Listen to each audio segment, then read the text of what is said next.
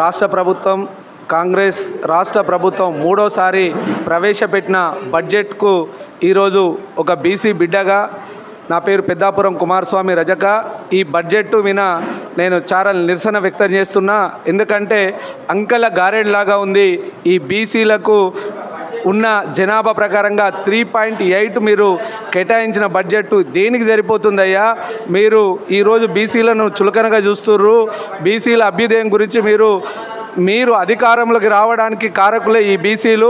మీరు Kamareddy BC declaration అని చెప్తే మీ మాటలు నమ్మి ఈ బీసీలు ఓట్లేస్తే మీరు మాకు 1,00,000 కోట్ల బడ్జెట్ కేటాయిస్తా అంటే మీరు ఇచ్చిన బడ్జెట్ ఎంత? ఈరోజు ఆ మాటలు ఆ మాయ మాటలు నమ్మి మీకు ఓట్లేస్తే మీరు గద్దె మీద కూర్చున్నారు.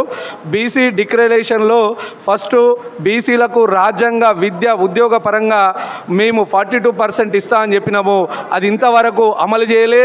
అదే కాకుండా రాష్ట్ర కాంట్రాక్టులలో బీసీలకు 42% ఇస్తా అన్నావు. ఆ మాట ఇంతవరకు నువ్వు ఎక్కడ కూడా ఉచ్చరిస్తలేవు, ప్రస్తావిస్తలేవు, ఎక్కడ కూడా అమలు చేసిన దాఖలాలు లేవు. నువ్వు బీసీ బిల్లు అడిగితే బిల్లు పాస్ చేసి కేంద్ర ప్రభుత్వానికి పంపినా అన్నావు, అఖిల పక్షాన్ని తీసుకుపోతా అన్నావు. నువ్వు ఏది తీసుకుపోకుండానే అమలు చేయకుండా నేను ఎలక్షన్కి పోనని చెప్పినావు. మొన్న గ్రామ పంచాయతీ ఎలక్షన్లు కూడా నిర్వహించినావు. రాబోయే స్థానిక సంస్థ ఎంపీటీసీ జెడ్పీటీసీ గ్రేటర్ హైదరాబాద్ ఎలక్షన్లలో ఖచ్చితంగా 42% అమలు చేసినాకనే ఎలక్షన్లో పోవాలని చెప్పి కూడా డిమాండ్ చేస్తున్నాము. గతంలో ప్రభుత్వం 10 సంవత్సరాలు కేసీఆర్ గారి ప్రభుత్వంలో అన్ని కులాలను హక్కున చేర్చుకొని ఆదుకున్న దాఖలాలు ఉన్నాయి.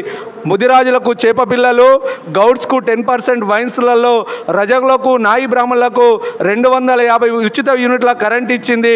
ఈరోజు నువ్వు ఏది ఇచ్చినావు ఈ బీసీలకని అడుగుతున్నా ఏది ఇచ్చిన దాఖలాలు లేవు. ఆ గత ప్రభుత్వం ఇచ్చిన వాటి పథకాలు కూడా నువ్వు అమలు చేస్తలేవు. ఇంతవరకు నాయి బ్రాహ్మణులు రజకులకు ఇచ్చిన ఉచిత విద్యుత్ కరెంటు బిల్లు కట్టలేదు. మూడు బిల్లులు ప్రవేశపెట్టిన బడ్జెట్ బిల్లు ప్రవేశపెట్టిన ఇంతవరకు ఈ బీసీ అభ్యుదయం గురించి కానీ ఈ నాయి బ్రాహ్మణుల రజకుల కరెంటు బిల్లుల గురించి కూడా ఎక్కడ రూపాయి ఖర్చు చేసిన దాఖలాలు లేవు. రెండోది, మొన్న జరిగిన కొమ్మెర ఘటన నీకు బీసీల పైన ఎస్సీ ఎస్టీల పైన ప్రేమ లేదని నిరూపించుకున్నావు. ఒక 2 నెలల పాప చనిపోతే ఇంతవరకు నువ్వు స్పందించిన దాఖలాలు లేవు. వాళ్ళను నిన్న కూడా సిఐఎస్ఐలు బెదిరిస్తుర్రు. మీరు రాష్ట్ర ముఖ్యమంత్రి వాళ్ళు వాళ్ళని మీ దగ్గర పిలుచుకోనికి వారికి అభయం ఇవ్వాలి. లేని పక్షాన వారికి ఏమైనా జరిగితే కూడా ఈ వేదిక ద్వారా బీసీ బిడ్డలమంతా ఏకమై నీ ఇల్లు ముట్టడిస్తామని కూడా హెచ్చరించడం జరుగుతుంది. జై బీసీ.